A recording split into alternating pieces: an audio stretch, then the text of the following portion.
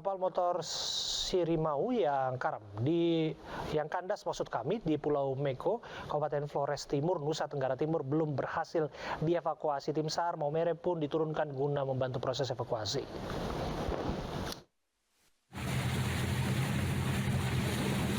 Tim SAR Maumere terjun ke lokasi membantu proses evakuasi KM Sirimau yang kandas di Pulau Meko, Kabupaten Flores Timur, Nusa Tenggara Timur. Sayangnya, kapal yang mengangkut 784 penumpang dan 55 ABK belum berhasil dievakuasi. Ratusan penumpang di atas KM Sirimau masih dalam kondisi aman. Kondisi kapal pun tidak ditemukan adanya kerusakan. Kapal takbut ini akan bergerak apabila plan A ini tidak berhasil. Plan A tidak berhasil, nanti baru plan B. Takbut itu sore ini juga akan digerakkan. Itu informasi dari Kacap PT Pelni Lembah, Pak Panji. Barusan kami koordinasi. Apakah sudah ada pergeseran sedikit di lokasi? Sudah mulai ada pergeseran. Terhitung sudah lebih dari 24 jam, kapal ini kandas di antara Pulau Adonara dan Pulau Lembata, Nusa Tenggara Timur, Selasa sore. KM Sirimau sebelumnya bertolak dari Pelabuhan Lewoleba, Lembata, menuju Pelabuhan Laurentius Sai Maumere. Para penumpang terpaksa bertahan di atas kapal sambil menunggu air pasang. Sementara di Pelabuhan Laurentius Sai Maumere, ratusan penumpang terpaksa menginap malam tadi menunggu kedatangan KM Sirimau.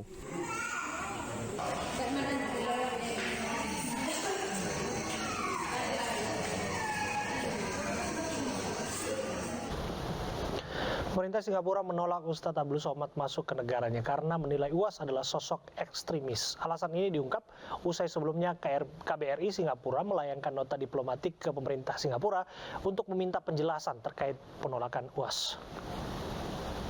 Pas mau keluar, saya terakhir.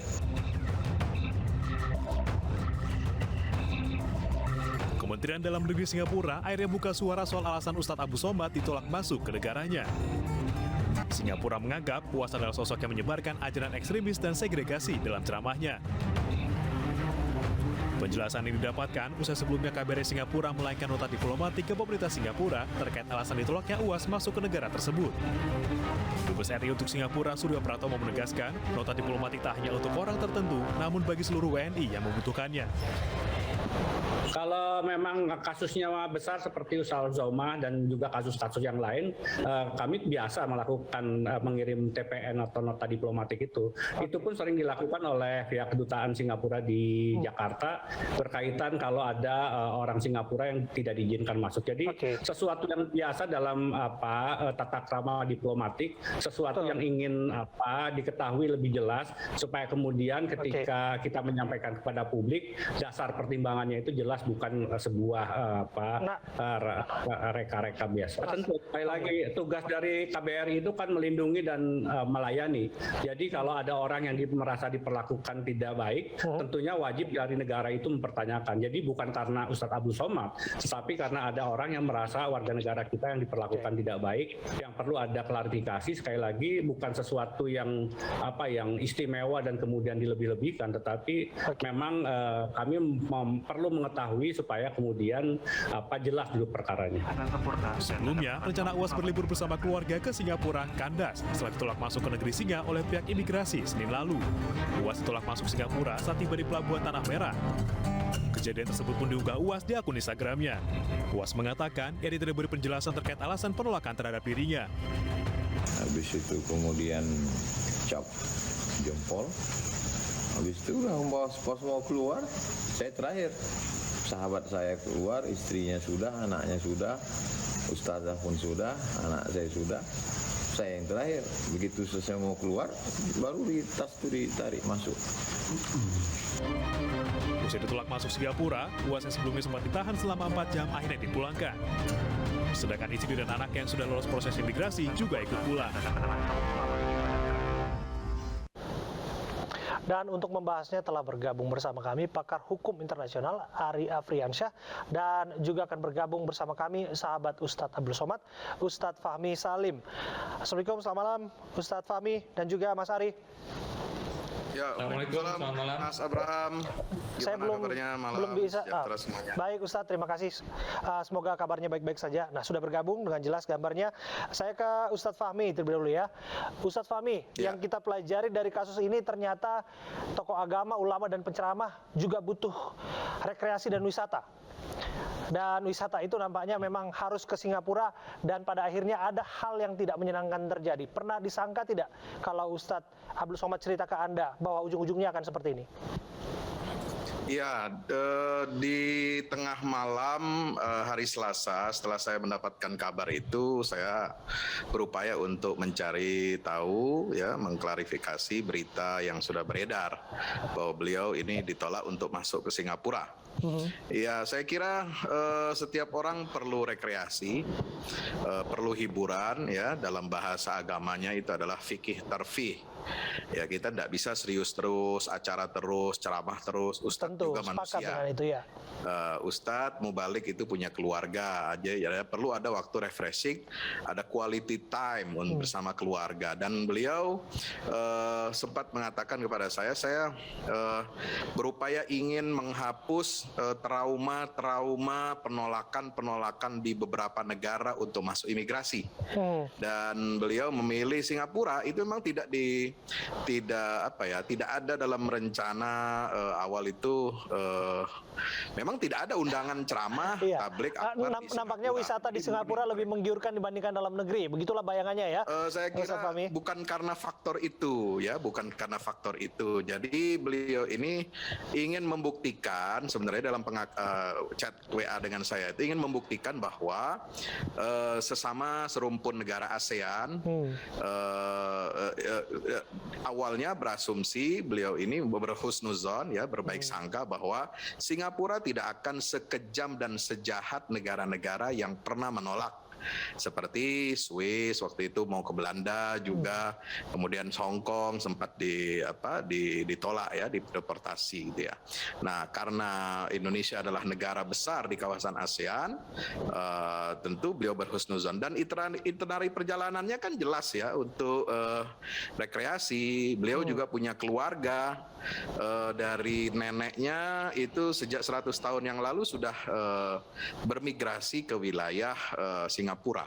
Jadi bagi UAS itu Singapura bukan sesuatu yang asing, dia masih ada kerabat di sana. Oke, yang menjadi pertanyaan adalah ketika kemudian akibat pengalaman yang dianggap tidak menyenangkan ini, pada akhirnya ujung-ujungnya terungkaplah satu hal yang dianggap ini terlalu vulgar, apa yang disampaikan oleh kedutaan, tepatnya Kemendagri Singapura. Apa respon Ustadz Abdul Somad? Iya, jadi 3 alasan penolakan yang diungkapkan oleh Kementerian Dalam Negeri Singapura, saya kira itu kan sudah beberapa tahun yang lalu isu itu yang hal-hal yang sama itu diangkat dan diviralkan, kemudian digunakan senjata bagi dalam tanda petik, ya, lawan-lawan politik.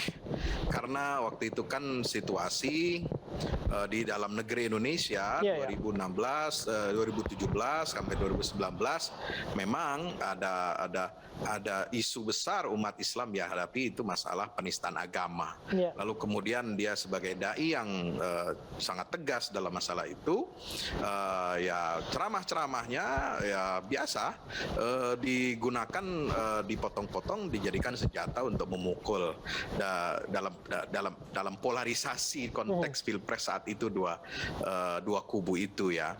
Nah, saya kira kan dia sudah berpikir bahwa ini kan sudah selesai.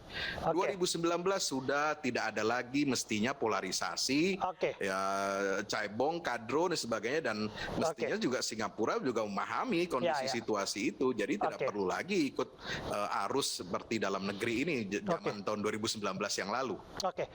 Saya coba bergeser ke Mas Ari. Mas Ari, kalau kita kembali ke sumbu persoalannya adalah ada servis yang dianggap tidak menyenangkan begitu, ya, dari petugas imigrasi yang dialami oleh Ustadz Abdul Somad. Anda pernah berpikir tidak bahwa ujung-ujungnya semua ini akan dalam tanda kutip sampai kepada urusan nota diplomatik, kemudian berbalas-balasan dari pihak pemerintah Singapura juga? Iya, sebetulnya dalam konteks hubungan antar negara dan yang selama ini dibungkus ke dalam sebuah hukum internasional adalah yang diutamakan itu saling menghormati kedaulatan antar negara. Meskipun Indonesia besar, Singapura kecil dalam hal geografi, tapi tetap satu sejajar, begitu ya. Artinya kita saling menghormati sebagai negara berdaulat. Termasuk urusan dalam keimigrasian adalah hak kewenangan dari suatu negara untuk menolak atau menerima warga asing untuk masuk ke dalam wilayahnya. Dan alasannya pun ya itu tidak diwajibkan untuk diberitahukan. Jadi negara yang merasa warga negara ditolak ya itu boleh saja menanyakan seperti yang disampaikan oleh Bapak Dubes tadi ya bahwa perwakilan kita di Singapura itu biasa mempertanyakan kebijakan negara Singapura yang menolak warga negara kita. Sebaliknya, kedutaan besar Singapura juga mempertanyakan ketika ada warga negara Indonesia yang warga negara Singapura yang ditolak oleh Indonesia. Kalau dalam anggapan Anda, mengapa Singapura harus bereaksi demikian? Ya kembali lagi itu adalah kebijakan negara yang kemudian yang sudah dijadikan pertimbangan-pertimbangan faktor-faktor atas informasi yang diterima yang kemudian diolah yang dijadikan sebagai keputusan kebijakan dari negara Singapura. Oke, lagi-lagi saya harus dalami bahwa bukankah persoalan seperti ini yang banyak orang anggap sederhana, servis di imigrasi dan lain sebagainya begitu ya, harusnya bisa selesai begitu saja karena soal servis yang dianggap menyenangkan harusnya bisa selesai di customer service, misalnya dianggap tidak ada Netflix, tidak ada popcorn, tidak ada Starbucks, tidak ada sofa bed, itu kan bisa saja menjadi hal-hal yang catatan ditinggalkan begitu saja, tapi urusannya sampai kepada urusan diplomatik dua negara. Iya, masalahnya ketika keimigrasian bukan masalah servis, ini masalah kewenangan negara untuk menerima atau tidak sebuah warga asing untuk masuk. Dan keputusan itu berdasarkan atas informasi yang memang diterima apapun oleh negara tersebut sebagai alasan dia menerima atau menolak warga itu. Bukan hal yang tadi. Tapi bagaimana kemudian kita harus bereaksi? Karena pernyataan ini sudah terlanjur tersiar begitu dan Indonesia nampaknya ada dalam permainan diplomatik yang harus di satu sisi berdiam diri nanti dianggap mengiyakan, menegasikan, justru nanti dianggap terlalu berlebihan. Ya, untuk konteks negara, ya tentu dalam bahasa Mas Abraham permainan diplomatik. Tapi kalau menurut saya ini adalah tata krama dalam berurusan antar negara. Ya, ketika kita saling menghormati kebijakan dengan negara lain, kita tidak boleh memaksakan hukum kita terhadap hukum negara lain. Dalam hal ini, ya memang terkesan kita dirugikan ya, karena ada warga negara Indonesia yang ditolak masuk. Tapi itulah merupakan hak dari negara Singapura. Sebaliknya, kalau Indonesia mau melakukan hal yang sama, kita juga bisa dengan alasan yang tidak perlu kita sebutkan kepada Singapura, gitu. Oke, saya kembali ke Ustadz Fahmi. Ustadz Fahmi, bagaimana menjawab bahwa soal tangkal, soal dilarang untuk masuk dalam satu negara berlandasan pada kedaulatan negara yang dimaksud adalah hak dan yurisdiksi negara tersebut. Bagaimana sebetulnya Ustadz Abdul Somad menanggapi narasi seperti itu? Ya, kita semua menghormati hukum internasional ya. Kedaulatan suatu negara, dia punya hak untuk cegah tangkal ataupun mendeportasi. Dalam kasus UAS ini kan itu sebenarnya menangkal, bukan mendeportasi karena belum melewati pintu imigrasi masuk ke wilayah Singapura. Artinya itu yang diluruskan ya, karena pertama kali Ustadz Abdul Somad menyebutkan bahwa dirinya dideportasi, begitu kan? Maklum ya, karena beliau kan bukan ahli dan dalam bidang hukum internasional dan juga beliau ini bukan fokusnya di bidang itu ya, dalam hubungan antar negara, hubungan internasional ya. Itu bahasa beliau memang tahunya kan karena sering jamaah umroh, deportasi, kemudian ada mahasiswa yang overstay di Mesir, di Arab Saudi, di negara Timur Tengah. atau TKI yang ada overstay itu kemudian deportasi. Nah, beliau hanya ingat istilah itu ya, itu dugaan saya. Tapi memang yang terjadi itu adalah penangkalan. Nah, ini memang hak satu negara. Tetapi yang juga perlu jadi catatan, ya, alasan penangkalan itu juga patut dipertanyakan.